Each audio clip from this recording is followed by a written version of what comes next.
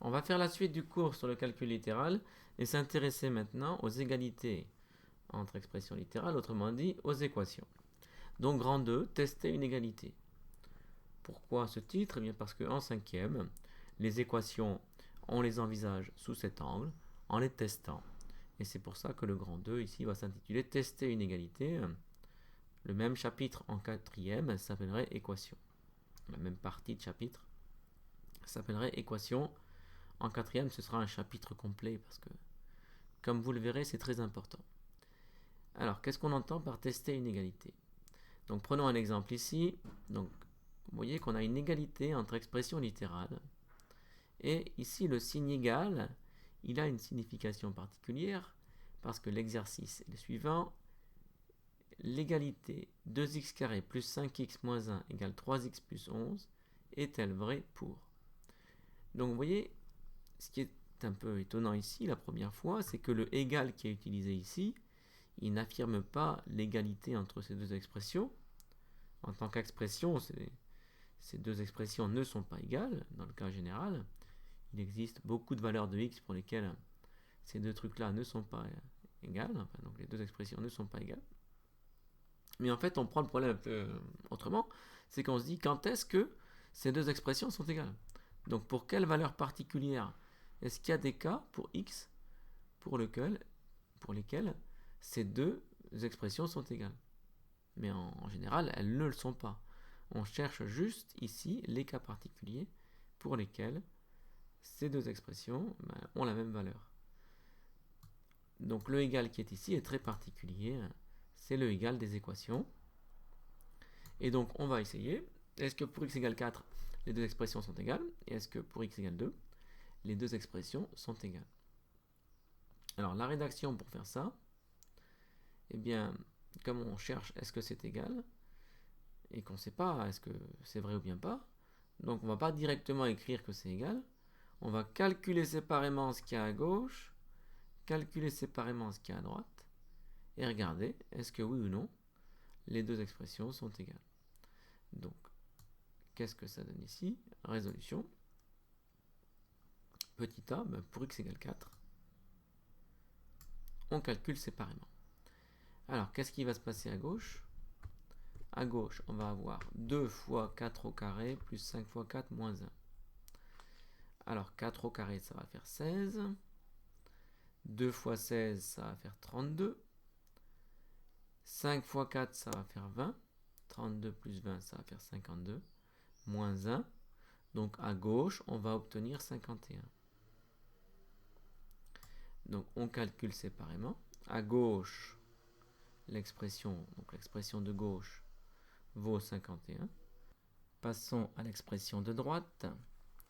Donc cette fois-ci, c'est 3 fois x plus 11. Pour x égale 4. 3 fois 4, 12. 12 plus 11, 23. Donc à droite, on obtient 23. Par conséquent, l'égalité n'est pas vraie pour x égale 4. Donc les deux expressions ici n'ont pas les mêmes valeurs. En termes d'équation, on dirait que 4 n'est pas une solution de cette équation. 4, il ne marche pas. Donc 4, ce n'est pas une solution. Donc 51 n'est pas égal à 23. Donc l'égalité n'est pas vraie pour x égale 4. Autrement dit, 4 n'est pas... Alors on pourrait mettre une, quand ici on écrit... On utilise solution comme si c'était un adjectif. C'est un usage très commun ici. Mais on pourrait aussi écrire, autrement dit, 4 n'est pas une solution de l'équation. Donc maintenant, on va essayer pour x égale 2. Donc pour x égale 2, alors l'expression, c'était 2x carré plus 5x moins 1 à gauche, 3x plus 11 à droite. Qu'est-ce qui va se passer à gauche pour x égale 2? 2 au carré, ça va faire 4. 2 fois 4, 8. 5, donc ça fera 8. 5 fois 2, ça fait 10, donc ça va faire 18, moins 1, 17. À gauche, on va obtenir 17. À droite, 3 fois 2, 6. 6 plus 11, 17. Ah, cette fois-ci, x va marcher. En fait, pour cette valeur de x, les deux expressions vont être égales. Autrement dit, on aura trouvé un nombre pour lequel, ou une valeur pour laquelle, les deux expressions sont égales. autrement dit une solution de cette équation. Donc, voici ce que ça donne. Donc on calcule séparément. Le membre de gauche, ça donne 17. Le membre de droite, ça donne aussi 17. 17 est égal à 17. Donc l'égalité est vraie pour x égale 2. Autrement dit, 2 est une solution de l'équation. 2 est solution de l'équation. On peut ne pas écrire le 1 ici.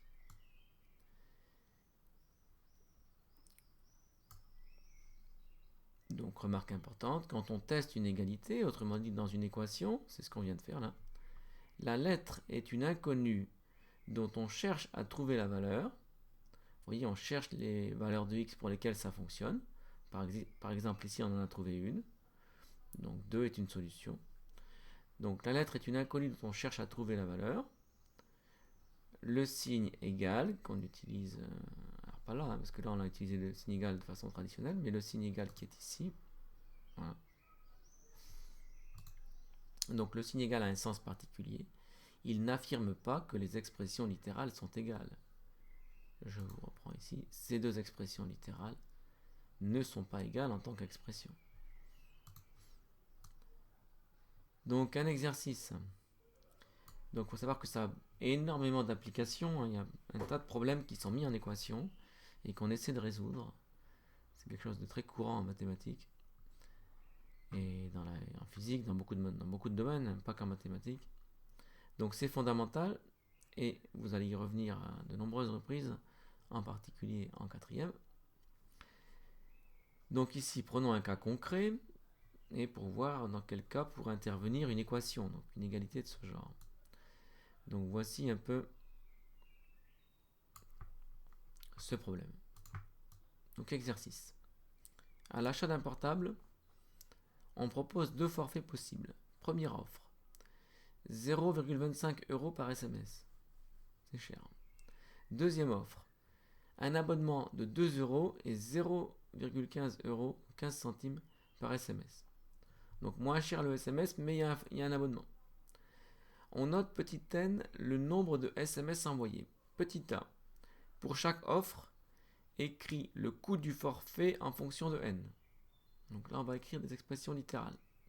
Petit b. Estelle a payé 4,70 € pour 18 SMS envoyés. Quel forfait a-t-elle choisi? Bon, donc on va résoudre cet exercice ici. Et non, il y a d'abord une troisième question. Heureusement, parce qu'on voulait un exemple d'équation. Donc le A et le B, c'est pas vraiment des problèmes d'équation, hein, c'est des problèmes. Ça correspond à ce qu'on a fait au début du chapitre. Mais question petit c. On cherche le nombre de SMS. Donc, vous voyez, typiquement ici, on a une inconnue. Cette inconnue, c'est le nombre de SMS. On cherche le nombre de SMS pour lequel les deux offres sont équivalentes. Traduire le problème par une équation. 22 est-il une solution de cette équation? 20 est-il une solution de cette équation? Et conclure. Alors, on a les deux formules là. Alors on voit que ça correspond il y a longtemps parce que c'est plus du tout les prix actuels. Donc pour chaque offre, écrit le coût du forfait en fonction de petit n. Petit n, c'est le nombre de SMS envoyés. Pour la première offre, c'est 25 centimes, donc 0,25 € par SMS. Donc, le coût payé avec la première offre, ça va être 0,25, ça c'est pour un SMS, multiplié par n, multiplié par le nombre de SMS. Donc, ça va me donner ceci. Donc, soit C1, le coût du forfait avec la première offre. C1 égale 0,25 fois n, qu'on peut écrire plus simplement, égale 0,25n. Pour le forfait C2, donc cette fois-ci, pour C2, il y a 2 € d'abonnement et 15 centimes, donc 0,15 € par SMS. Donc ça, c'est le coût du forfait en euros. Et on va faire pareil pour le coût du forfait 2 en euros. Alors cette fois-ci, on va avoir 0,15 fois n, donc comme ici, sauf qu'il faut compter en plus les 2 € de l'abonnement. Donc on va obtenir la formule soit C2, le coût du forfait avec la deuxième offre, C2 égale 0,15 fois n plus 2, autrement dit, égale 0,15 n plus 2. Donc là, on a fait le petit A. Maintenant, petit B. Estelle a payé 4,70 € pour 18 SMS envoyés. Quel forfait a-t-elle choisi? Bon, donc il faut voir avec les deux formules. Là, quelle est la formule qui, quand on prend 18, me donne 4,70 €? Ça permettra de savoir si c'est la formule C1 ou si c'est la formule C2. Alors on y va. On prend par exemple le premier. Et donc on essaye pour n égale 18. Donc ça va être 0,25 multiplié par 18. Mais ça fait 4,5. Donc ça va faire 4,50 €. Donc pour n égale 18, C1 égale 0,25 fois 18 égale 4,5. Donc le coût du forfait avec la première offre est 4,50 €. Donc c'est pas ce qu'a choisi Estelle. Donc si tout se passe bien, on va obtenir 4,70 € avec la deuxième formule. Donc on essaye. On fait 0,15 fois 18 plus 2. 0,15 fois 18, on obtient 2,7. On ajoute 2, on obtient 4,7. Et donc on obtient bien 4,70 ici. Donc c'est bon, il n'y a pas d'incohérence. Estelle a choisi forcément le forfait 2, parce que c'est le forfait 2 qui donne 4,70 € pour 18 SMS envoyés. Donc Estelle a choisi le forfait de la deuxième offre. Et alors, terminons maintenant avec le petit c. On cherche le nombre de SMS pour lequel les deux offres sont équivalentes. Traduire le problème par une équation. Donc vous voyez qu'ici, cette fois-ci, n devient une inconnue. Je cherche la valeur de n pour lesquelles ces deux expressions vont être égales. Donc par coïncidence, quoi. Donc la valeur de n pour laquelle ça ici c'est égal à ça. Donc l'équation avec un va être, il faut que ça là, ce soit égal à ça. Donc voilà l'équation. Donc on appelle n le nombre de SMS cherchés. N doit être solution de l'équation 0,25n égale 0,15n plus 2. Voilà l'équation. Alors vous verrez dans les classes supérieures qu'on applique parfois des techniques. Nous ici on va juste se contenter de tester les nombres qui nous sont proposés, voir s'ils marchent. Il faut un peu procéder un peu comme ça en essayant de deviner. Donc on essaie avec 22, puis on essaiera avec 20 et on conclura. Alors on va essayer avec 22 pour voir si ça marche. Alors donc il faut calculer séparément qu'est-ce qu'on obtient à gauche, qu'est-ce qu'on obtient à droite, et regarder est-ce que c'est égal. Donc on le fait. Donc pour n égale 22, il faut calculer à gauche combien on obtient. Donc ça va faire multiplié par 0,25, c'est pareil que divisé par 4. C'est un petit... Voilà, c'est une technique ici, un moyen astucieux de faire la multiplication par 0,25. Donc ça va faire 5,5 € pour le membre de gauche. Donc pour n égale 22, on obtient 5,5 à gauche. On essaie à droite, donc on remplace n par 22. Donc on obtient 0,15 fois 22 plus 2. 0,15 fois 22, bon, on le fait à la calculatrice. On obtient 3,3 plus 2, donc 5,3. Donc on est proche, mais on voit que là, le C1, on paye plus cher avec l'offre, la première offre. Donc 22, il ne marche pas. Hein. Pour 22, on n'a pas le même prix. Voilà. Bon, donc on conclut. 5,5 n'est pas égal à 5,3, donc 22 n'est pas une solution de l'équation. Donc on essaye maintenant avec 20. Donc à gauche, on va avoir évidemment 5. Donc 5 € payés avec la première offre. Maintenant on cherche avec la deuxième offre. Donc ça va être 0,15 multiplié par 20. Donc ça va faire 3 € plus 2. Ah, ça va faire 5. Donc ça va aussi faire 5. Et donc là, et oui, donc pour 20 SMS envoyés, les deux offres sont égales. Parce qu'on obtient 5 € pour les deux offres. Donc 5 égale 5. Donc 20 est une solution de l'équation. Et donc, on peut dire ici, comment chercher le nombre de SMS cherchés, eh bien, c'est que le nombre recherché, c'est 20 SMS.